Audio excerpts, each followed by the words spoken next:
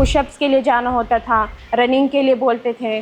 तो मतलब मैं दुपट्टा बिल्कुल पहन के ना उसके साथ मैं रनिंग करती थी, क्योंकि मैं जिस एरिया में वहाँ पे होती थी वहाँ पे काफ़ी कंजर्वेटिव माइंड लोग थे। बाबा मुझे ज़बरदस्ती सुबह सुबह उठाते थे और बोलते थे रनिंग पे जाओ। बहुत सपोर्टिव है मेरी फैमिली। नेशनल चैंपियन बैठी हुई है भाई हमारे सामने।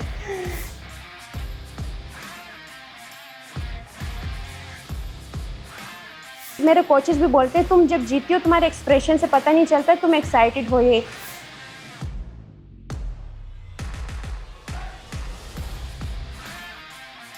गवर्नमेंट तो सिर्फ क्रिकेट के अलावा किसी स्पोर्ट्स को सपोर्ट नहीं करता। गवर्नमेंट ने कुछ नहीं किया। ओपोनेंट को एक दफ़ा देखूँ फिर वो एक करंट लगता है पूरे जिस्म में। उसके बाद जैसे ही रेफरी फाइट बोले उसके बाद सब बंद, टूट सब बंद।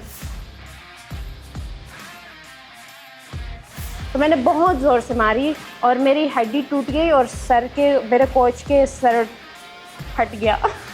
आपने कोच को फोड़ दिया?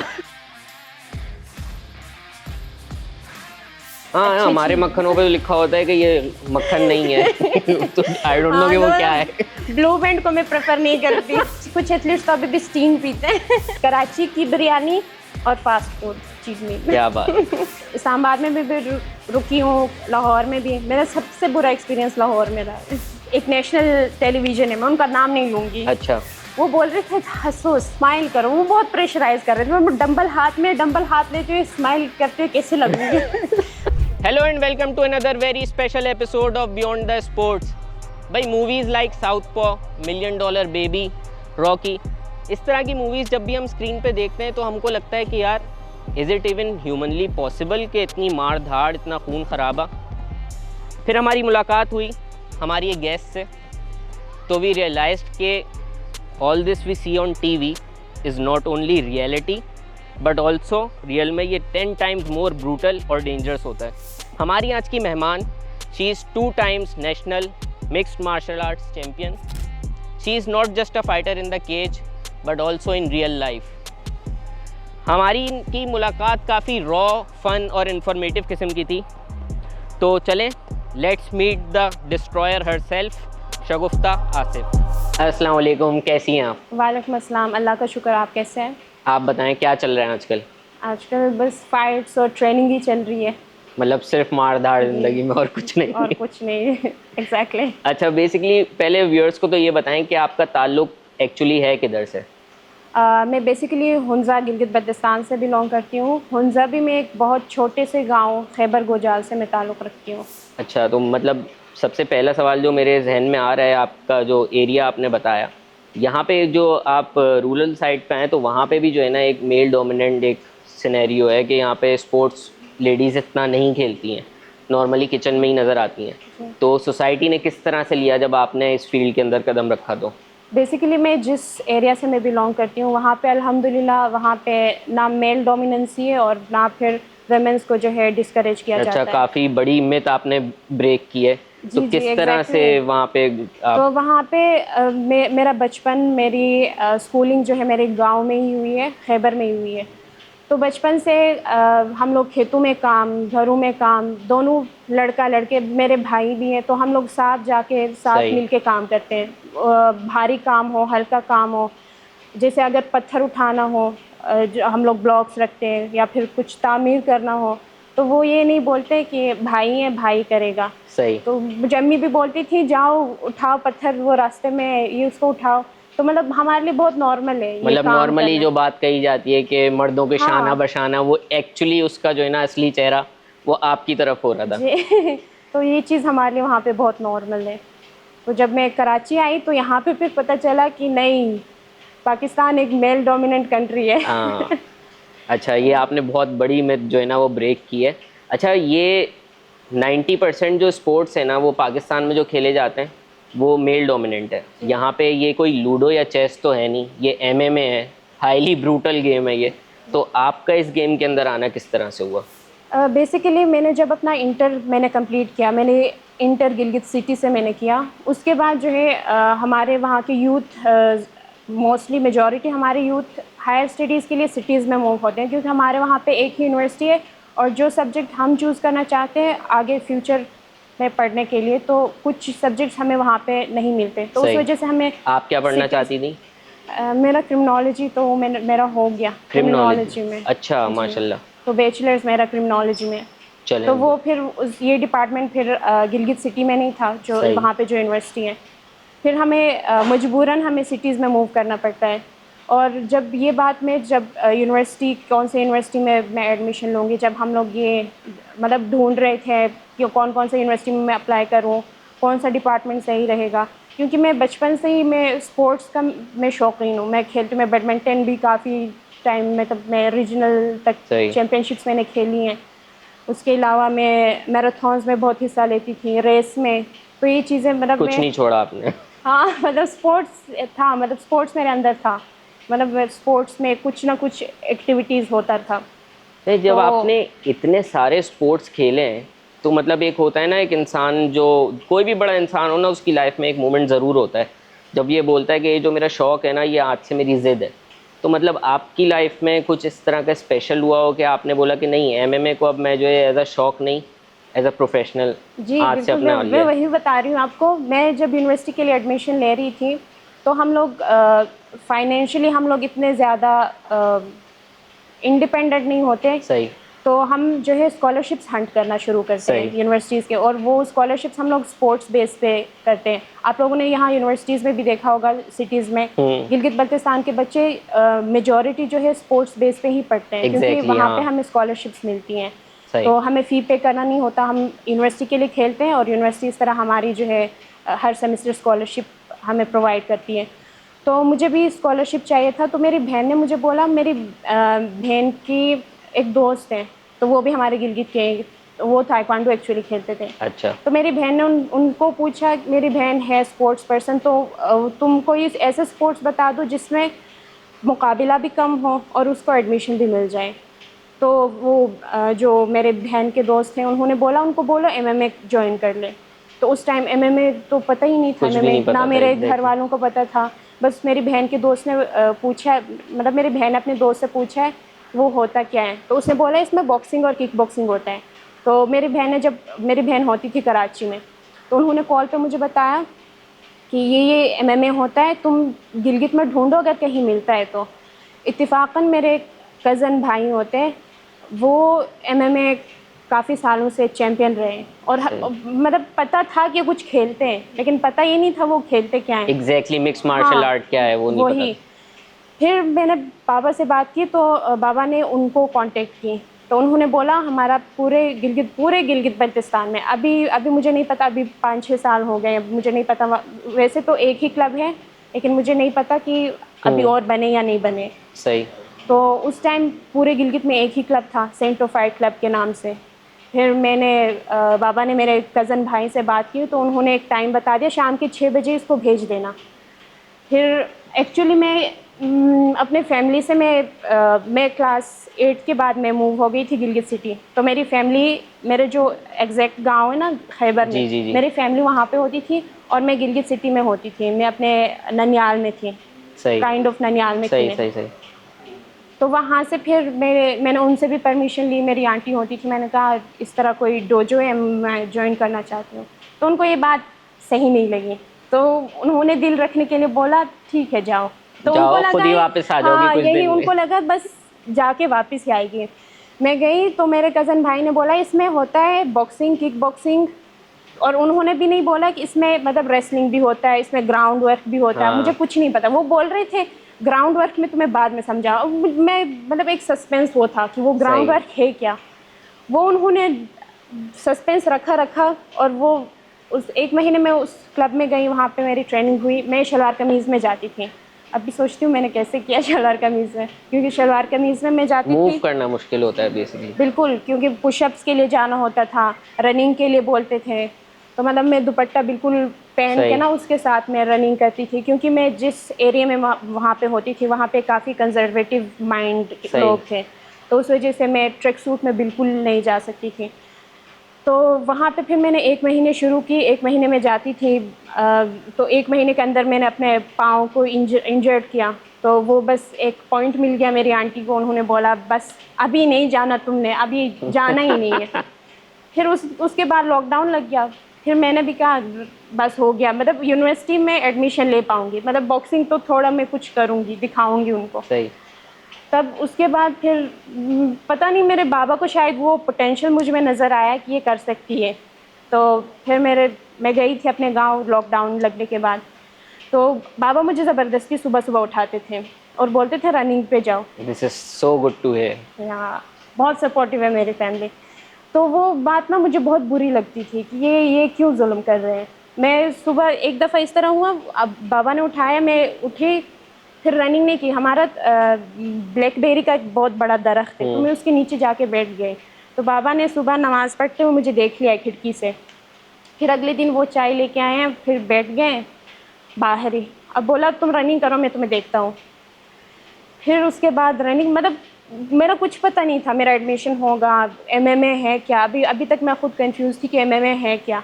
तो बाबा मतलब मुझे बहुत फोर्स कर रहे थे तुम करोगी। फिर उन्होंने जो मेरे पहले कोच थे, जो मेरे कज़न भाई, अलीम नाम है उनका, तो उन्होंने अलीम भाई को घर पे बुलाना शुरू किया कि हफ्ते में 2 दिन आओ और इसको यहाँ पे करा दो। यानी उन्होंने होम ट्यूटर लगा दिया एमएमए का। एक तो मुझे चिढ़ होता था पेडिंग करवाने से, क्योंकि ना हमारे पास रिसोर्सेज भी बहुत कम थे, ना मेरे पास ग्लव्स था, ना हैंड रेप्स था। तो अलीम भाई मुझे ऐसे ही ना मतलब मेरे हाथ में कुछ नहीं होता, वो पूरा तो वो पेडिंग करवाते थे। पेडिंग करवाते मैं रुकती थी, वो बहुत गंदा मारते थे, बहुत गंदा। तो मेरे हाथ ना ऐसे छिलने शुरू हो गए और खून निकलना शुरू हो गया। मुझे भी बहुत बुरा लग रहा था। मेरे अम्मी देख के रोने लगी। बोला मैंने बचपन से तुम लोगों को इतना संभल के पाला है, चोट ना लगे, खून ना आए, अब तुम लोग अपने ही हाथों पे आए हो खुद को तोड़ फोड़ने। वैसे this is so inspiring to hear कि मतलब आपकी जो स्टोरी है कि एक यूनिवर्सिटी के अंदर एडमिशन लेने के लिए आप जो है, आपको जिस कुएं की गहराई का नहीं पता था, आपने उसमें आंखें बंद करके छलांग लगा दी। जी। तो ये सारी जो आपने मेहनत की और जितना भी आपने ये सब तकलीफ़ें झेली, वो इस चीज़ का हिस्सा थी कि आप इन दी एंड आके यहाँ पे आके अपनी तालीम मुकम्मल कर सकें। फिर आप तो यहाँ पे आ गई। जी, उसके बाद फिर मैं आ गई यहाँ पे। तो एमएमए का उस टाइम भी मुझे पता नहीं था मैं करूँगी नहीं करूँगी। फिर मुझे एक्चुअली एडमिशन लेना था लाहौर में, तो मैं आई कराची, क्योंकि मेरी बहन यहाँ होती थी। सही। तो इसलिए मैं उनके पास आई। तो यहाँ से फिर मैंने ऑनलाइन अप्लाई किया था। तो बाद में उन्होंने मुझे बुलाया भी था, क्योंकि उन्होंने बोला था लॉकडाउन के दौरान वो ऑन कैंपस ट्रायल्स नहीं ले रहे थे। वो बोल रहे थे 1 मिनट का वीडियो शूट करो और उस वीडियो के थ्रू ना वो हम लोगों को बुलाते थे, या फिर उसके थ्रू हमारी एडमिशन होती थी। तो इस तरह पंजाब यूनिवर्सिटी में मेरा एडमिशन हो गया था स्कॉलरशिप बेस पे। फिर उसके बाद मैं नहीं गई। यानी मेहनत रंग ले आई जो आप चाहती थी। जी। तो उसके बाद मेरी बहन ने कहा यहाँ कराची यूनिवर्सिटी में एडमिशन ले लो, साथ साथ तुम स्पोर्ट्स भी कर पाओगे, क्योंकि कराची यूनिवर्सिटी में इतना ज़्यादा मतलब पढ़ाई को लेकर सख्ती नहीं होती जैसे as a compare to private universities में। सही। मतलब ज़्यादा हेक्टिक नहीं होता। हाँ। इस तरह सुना था।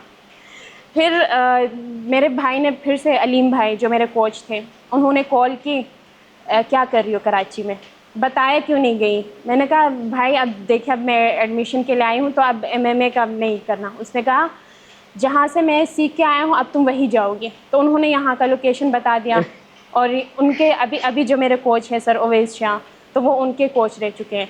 तो उन्होंने पहले से ही सर ओवैस से बात की। काफ़ी इंटरेस्टिंग बात ये है कि आप एमएमए के पीछे नहीं, एमएमए आपके पीछे भाग रहा था। हाँ, मैं बहुत भाग रही थी, बहुत, लेकिन मुझे ज़बरदस्ती खींच रहे थे। लेकिन जब अब आप यहाँ आ ही गई हैं, तो ज़रा व्यूअर्स को जो है ना एक स्टेप वाइज बता दें कि मतलब आपने एडमिशन ले लिया, यहाँ पे ट्रेनिंग कर रहे हैं आप, उसके बाद what are the steps which will lead to international level.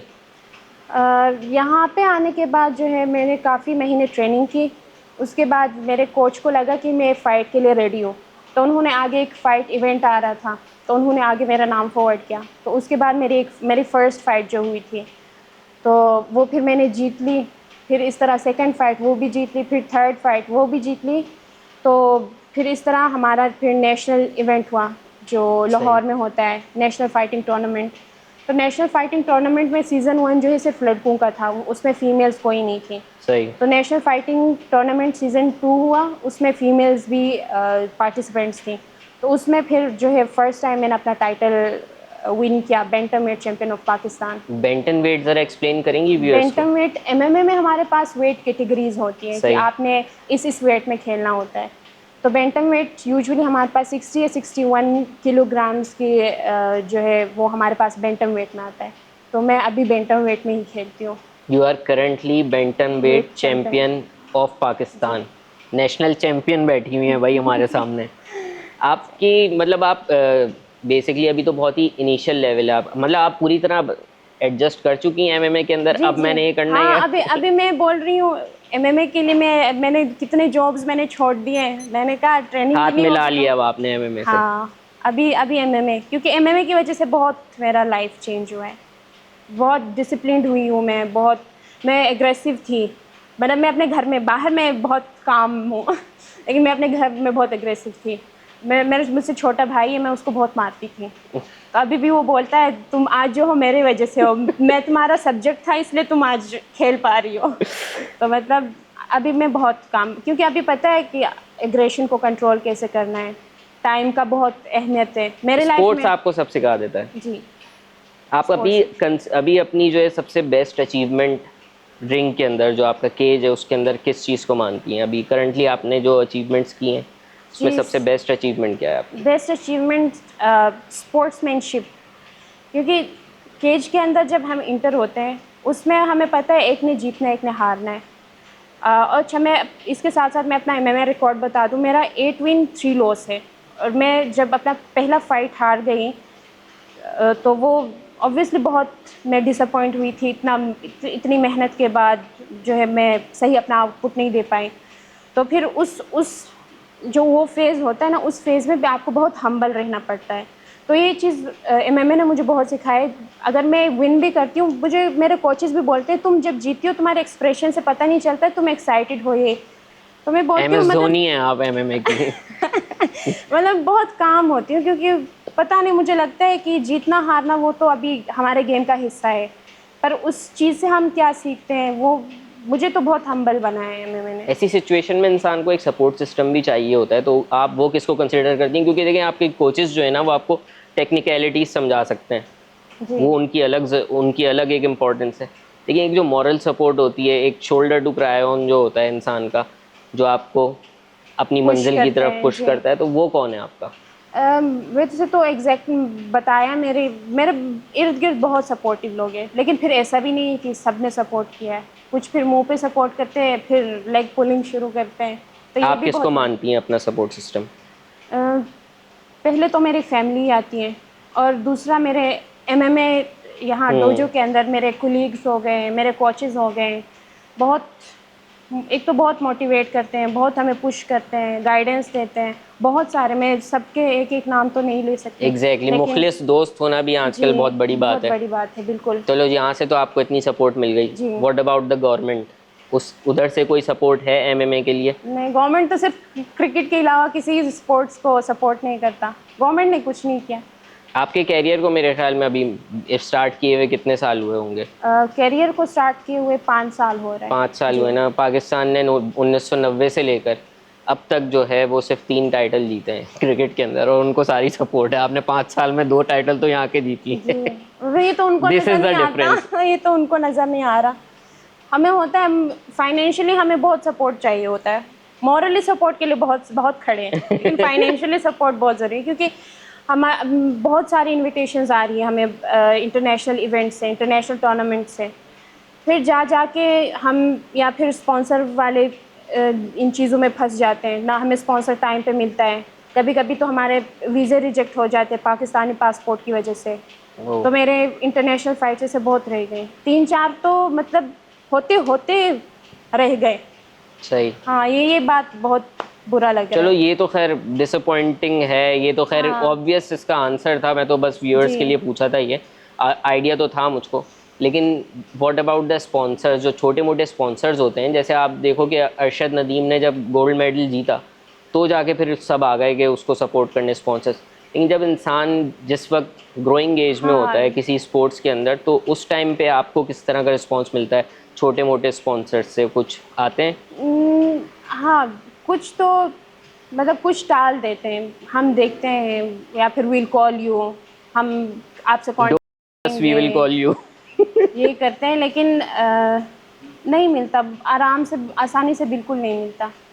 ये लास्ट IMF जब international mix martial arts federation यहाँ पे पिछले साल लाहौर में हुआ था, पाकिस्तान में फ़र्स्ट टाइम इंटरनेशनल इवेंट हुआ था, तो उसमें जब मेरा नाम उन्होंने दिया था उस टाइम मैं काफ़ी ब्रेक के बाद ना मैं अपने गांव चली गई। मैंने कहा फैमिली को भी थोड़ा टाइम दे दूं, तो मैंने यहाँ पे मैं ऐलान करके गई थी मैं कोई इवेंट्स नहीं खेलूँगी, मुझे 3 महीने की छुट्टी चाहिए, मैं अपने फैमिली के साथ थोड़ा टाइम स्पेंड करना चाह रही हूँ। तो उस टाइम उन्होंने इंटरनेशनल ये IMF वाला बोल दिया।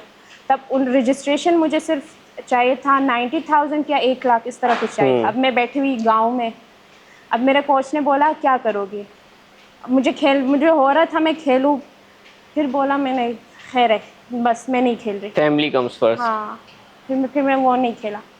तो उस टाइम भी पैसों का मसला आ रहा था, इसलिए मैंने मना कर दिया। मैंने कहा स्पॉन्सर में इतने कम टाइम में कहाँ ढूंढो। MMA के अंदर जिस तरह से ये मेल डोमिनेटिंग, आप क्रिकेट के अंदर देख लो, मैं आपसे क्वेश्चन पूछूंगा who is the captain of Pakistan cricket team, मैं नाम नहीं लूँगा लेकिन आप बोलेंगी कि बाबर आजम या हुएवर इट इज़, आप मेल नाम ही लेंगी। तो MMA के अंदर भी जो है वो इस तरह का सीन है कि अपॉर्चुनिटीज़ मेल्स के लिए ज़्यादा अच्छी हैं? नहीं, MMA में अच्छी बात यह है कि दोनों को मेल फीमेल दोनों को साथ लेके जाते हैं, क्योंकि इसमें अच्छी बात यह है कि यहाँ पे कोई कैप्टन नहीं होता। सही। तो कोई यहाँ किंग पे नहीं होता, हाँ, कोई सुपरमैन नहीं कुछ होता। नहीं होता, क्योंकि यहाँ पे सोलो गेम है, अपने खुद को रिप्रेजेंट करना होता ही है। बस ये कि आपने अपने टीम को साथ लेके जाना, मतलब टीममेट्स के साथ फिर आपने चलना होता है। बाकी केज के अंदर तो आपने अकेले ही फाइट करना है। अच्छा, आप शगुफ्ता जो है ना अपना पहला मैच खेलने के लिए रिंग के अंदर जा रही हैं, तो ड्यूरिंग दैट वॉक आपकी फीलिंग्स क्या थी कि क्राउड खड़ा हुआ है, अंपायर्स आर रेडी, तो वो फीलिंग किस तरह की थी? डर लग रहा था या यू वर कॉन्फिडेंट? ये फीलिंग सिर्फ फर्स्ट फाइट में नहीं, ये फीलिंग जब भी मैं केज के अंदर इंटर होती हूँ, ये फीलिंग हमेशा, और बाकी फाइटर से भी मैंने, क्योंकि हम अपने एक्सपीरियंस शेयर करते हैं तो उनके साथ भी ये होता है। बहुत, एक तो क्राउड प्रेशर बहुत होता है, कोचेस के भी प्रेशर होते हैं। ऑब्वियसली हमने इतना मेहनत किया है, 3 महीने 4 महीने से हम लोग मार खा रहे हैं, इतना डाइट पे फोकस कर रहे हैं, ट्रेनिंग कर रहे हैं, और फिर उसके बाद जजेस का माइंड में कुछ नहीं होता, बस ये होता है कि क्राउड प्रेशर होता है, लाइटिंग का भी प्रेशर होता है, जो लाइट से घूम रहे हो वो बहुत एंजाइटी, मेरे पर्सनली बहुत एंजाइटी क्रिएट करती है। उसके बाद जब केज के अंदर जाऊँ और ओपोनेंट को एक दफ़ा देखूँ, फिर वो एक करंट लगता है पूरे जिस्म में। उसके बाद जैसे ही रेफरी फाइट बोले उसके बाद सब बंद, सब बंद। उसके बाद जो हुआ वो फिर बाद में हम लोग अपने वीडियोस देखते, अच्छा ये हुआ, अबे यहाँ ये करती तो कितना अच्छा होता। लेकिन फिर फाइट जैसे शुरू होती है दिमाग बंद होता है, दिमाग काम नहीं करता, क्योंकि फाइट से पहले हम लोग ऐसे प्लान कर रहे होते हैं, हमारा गेम प्लान होता है। उसकी अगर स्ट्राइकिंग अच्छी है मैं ग्राउंड पे जाऊंगी, उसकी अगर रेसलिंग अच्छा है तो मैं स्ट्राइकिंग करूंगी। वहाँ जाते वो एक पंच पड़ने के बाद ही सारा गेम प्लान वहीं पे रह जाता है, करना क्या था, बस उस टाइम जो नज़र आता है हम वही करते हैं। उस टाइम वही होता है जो गली मोहल्लों में जिस तरह फाइट वही होता है। लेकिन हमारा फिर थोड़ा टेक्निकली होता है। रिंग के बाहर तो कोई टेक्निकलिटीज नहीं होती। रिंग के बाहर का कोई एक्सपीरियंस है आपका? फड्डे रिंग के बाहर नहीं, रिंग के बाहर अभी you are very polite person. मैं बोलती हूँ हाँ मैं हूँ रिंग के बाहर पोलाइट।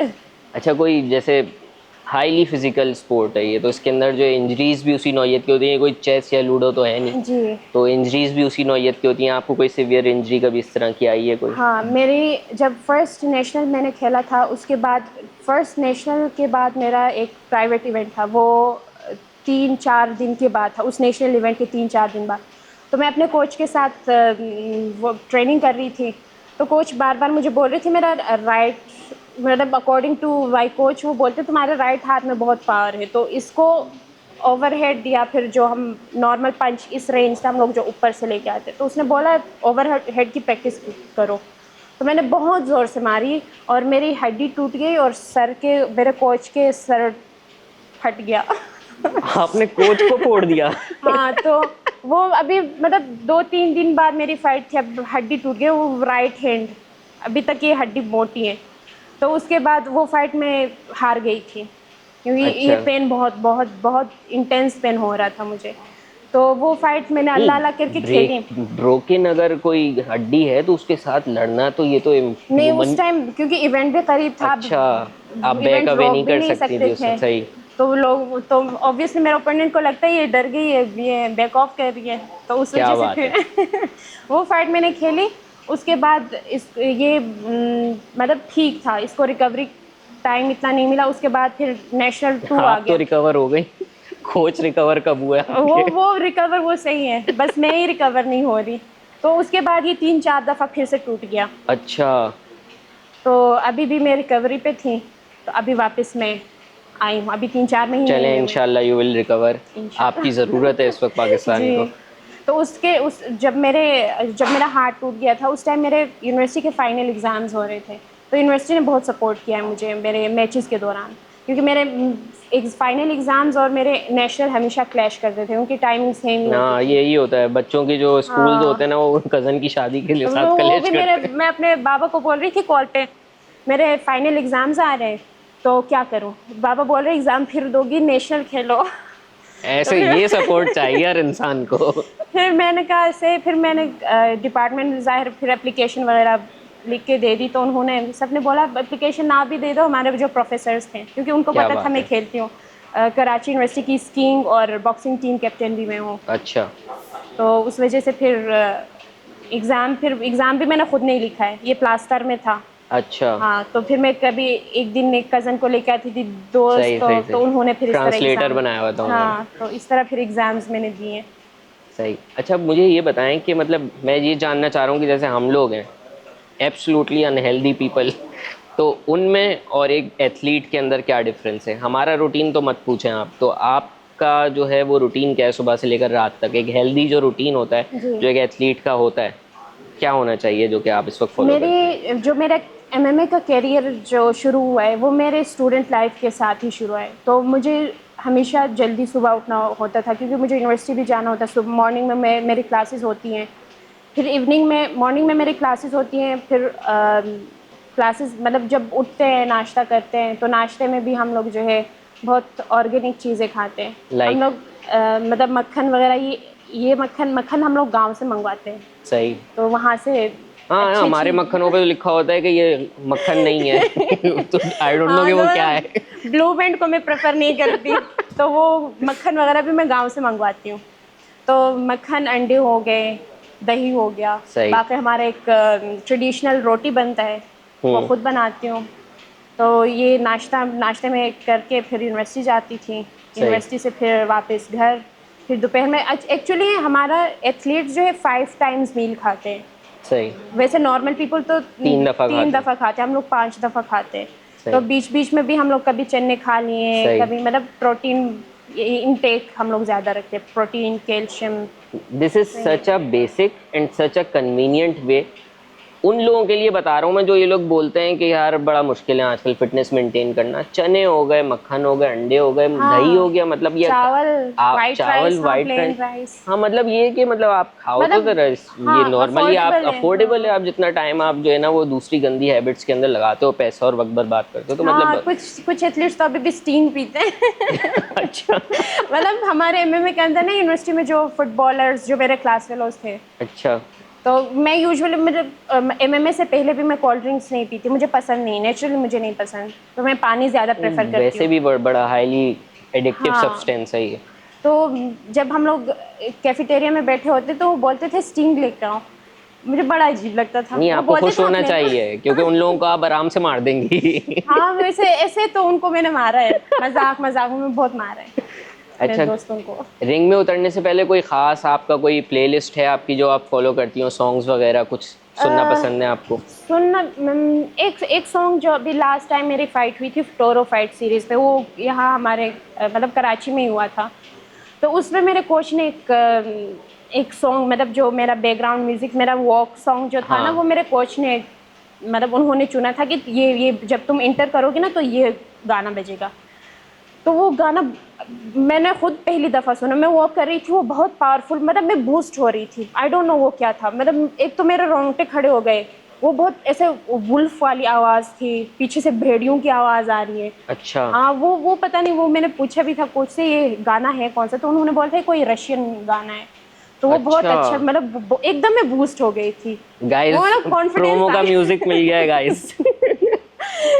हाँ, वो अच्छा गाना था। वैसे यूजुअली तो मैं ऐसे वाले गाने नहीं सुनती, मैं गज़ल सुनती हूँ मैं। क्या बात है, मतलब there is both side of you, एक हाँ। फियर्स ब्रूटल और एक जो है ना आपका पोलाइट और ब्रूटल मैं सिर्फ केज के अंदर केज हूँ। के अंदर। हाँ। Of लेकिन course. यूजुअली लोग मुझे बोलते हैं तुम बहुत मतलब रूड हो, क्योंकि शक्ल ही ऐसी है।